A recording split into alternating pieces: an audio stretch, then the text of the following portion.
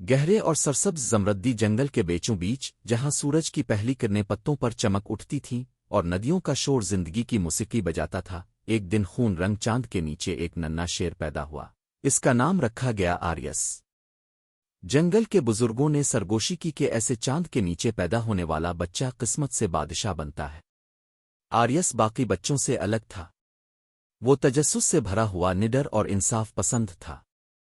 اس کی ماں لیرا اکثر کہا کرتی، سچا بادشاہ وہ نہیں جو دھاڑ سے ڈرائے، بلکہ وہ ہے جس کی دھاڑ دلوں تک پہنچے۔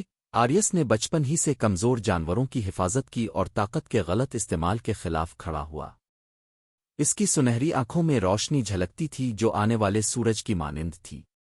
وقت گزرتا گیا اور اس کی ایل میں سنہری چمک آتی گئی، مگر اسی دوران ایک چیتا زاتھر جو خود کو زیادہ طاقتور سمجھتا تھا، آریس سے حسد کرنے لگا۔ زاتھر کے دل میں ایک آگ جلنے لگی، طاقت کی آگ۔ آریس کے دل میں امن کا خواب تھا، لیکن زاتھر کے دل میں سازش نے جنم لے لیا تھا۔ وقت گزرتا گیا اور ایک سخت قحط نے زمردی جنگل کو اپنی لپیٹ میں لے لیا۔ ندیوں کا پانی خشک ہونے لگا، درختوں کے پتے مرجھا گئے اور جانور بھوکے پیاسے ہونے لگے۔ تمام جانور قدیم برگد کے درخت کے نیچے جمع ہوئے تاکہ فیصلہ کریں کہ اب جنگل کی قیادت کون کرے گا۔ زاتھر نے چالاکی سے سب کے کانوں میں زہر گیولا، یہ کم عمر شیر کچھ نہیں جانتا۔ جنگل کو طاقت کی ضرورت ہے، نہ کہ کہانیوں کی، اور لیکن آریس کی ماں لیرا آگے بڑھی اور بولی، جو پانی ڈھونڈ کر لائے گا وہی ہمارا بادشاہ ہوگا۔ آریس نے چیلنج قبول کیا۔ وہ تنہا سفر پر نکل پڑا، تپتی دھوپ، پیاس اور طویل راستے اس کا امتحان بن گئے۔ 7 دن اور 7 راتیں وہ چلتا رہا، اس کے پنجوں سے خون رسنے لگا۔ 8ویں دن اسے آسمان میں گندوہے کا ایک چکر دکھائی دیا۔ ان کے پیچھے چلتے ہوئے اس نے پتھریلی چوٹیوں کے پار ایک چھپی ہوئی وادی دیکھی، جہاں ایک شفاف ندی بہہ رہی تھی جس کے کناروں پر سبز گھاس تھی۔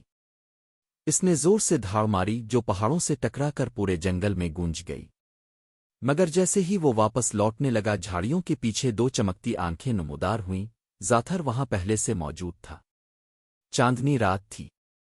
وادی میں چاند کی روشنی چمک رہی تھی اور پانی میں اس کی جھلکیاں پڑ رہی تھیں۔ زاتھر آریس کے سامنے آیا، اس کے چہرے پر غرور اور حسد کی لکیریں تھیں۔ یہ پانی میرا ہے آریس، صرف ایک ہی بادشاہ ہو سکتا ہے۔ آریس نے پروقار لہجے میں کہا، میں بادشاہی کے لیے نہیں، امن کے لیے لڑتا ہوں۔ پھر دونوں ایک دوسرے پر جھپٹے۔ پنجوں اور دانتوں کی ٹکر سے زمین لرز اٹھی، گرد اڑی، درختوں کے پتے بکھر گئے۔ زاتھر کی ہر حرکت نفرت سے بھری تھی، مگر آریس کے وار میں رحم اور مقصد تھا۔ ایک لمحے میں زاتھر نے آریس کو زمین پر گرا دیا، مگر آریس نے اس کی آنکھوں میں خوف دیکھا، دشمن نہیں، ایک کھویا ہوا دل۔ آریس نے خود کو آزاد کیا مگر وار نہیں کیا۔ میں لاشوں کا بادشاہ نہیں بننا چاہتا۔ زاتھر نے دوبارہ حملہ کیا، مگر اس کا پنجہ پھسل گیا اور وہ ایک ٹوٹی ہوئی شاخ پر جا گرا۔ آسمان پر بادل گرجنے لگے، بارش برسنے لگی۔ آریس نے افسوس سے سر جھکا لیا۔ فطرت خاموش تھی، گویا اس نے ایک ہی سانس میں غم اور فخر دونوں محسوس کیے۔ جب آریس واپس آیا تو اس کے ساتھ بارش بھی آئی۔ ندیوں میں پانی بھر گیا، جنگل پھر سے سرسبز ہو گیا۔ سب جانوروں نے آریس کے سامنے سر جھکا دیا اور اسے زمردی جنگل کا بادشاہ تسلیم کر لیا۔ آریس نے اعلان کیا، طاقت تقسیم کے لیے نہیں، حفاظت کے لیے ہے۔ کوئی جانور بھوکا نہیں سوئے گا جب تک دوسرا شیر ہے۔ اس کے دور حکومت میں جنگل میں امن اور خوشحالی آ گئی۔ شیر، ہاتھی، بندر، پرندے سب ایک خاندان کی طرح رہنے لگے۔ آریس نے ایک دانائی کونسل بنائی جہاں ہر جانور، چاہے وہ شیر ہو یا خرگوش، اپنی بات کہہ سکتا تھا۔ اس نے رات معافی کے نام سے ایک دن مقرر کیا جس رات ہر دشمن اپنے دشمن کو معاف کرتا اور سب ایک ساتھ کھانا کھاتے۔ اس کی دھاڑ اب خوف نہیں بلکہ امید کی علامت بن گئی۔ آریس کا نام سورج کا شیر بن گیا، روشنی، امن اور انصاف کا نشان۔ سال گزرتے گئے۔ آریس کی سنہری یل اب چاندی جیسی ہو گئی۔ وہ اکثر غرور کی چٹان پر بیٹھ کر اپنے جنگل کو دیکھتا جو اب خوشحال اور آزاد تھا۔ ایک دن اس کے پاس ایک ننھی شیرنی سریا آئی اور بولی، ابا، سب کہتے ہیں آپ سب سے بڑے بادشاہ ہیں، آپ کو طاقت کس نے دی؟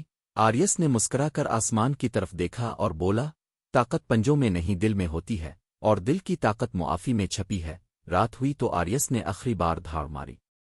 वो धाड़ इतनी गहरी थी कि पूरा जंगल खामोश हो गया। जब सुबह सूरज निकला तो आसमान पहले से ज्यादा रोशन था, जैसे खुद सूरज ने इसे सलाम किया हो। इसी दिन एक नया बच्चा पैदा हुआ, सुनहरी ईयल वाला। जानवरों ने सरगोशी की, दायरा फिर मुकम्मल हो गया है। अब जब कभी बादल गरजते हैं, जंगल के बासी कहते हैं, ये बादशाह की धाड़ है जो हमें याद दिलाती है कि सच्चा लीडर ताकत से नहीं दिल से हुकूमत करता है। यूं आर्यस सूरज का शेर हमेशा के लिए जंगल की धड़कन में जिंदा रहा, अमन, हमदर्दी और मोहब्बत की अलामत बनकर।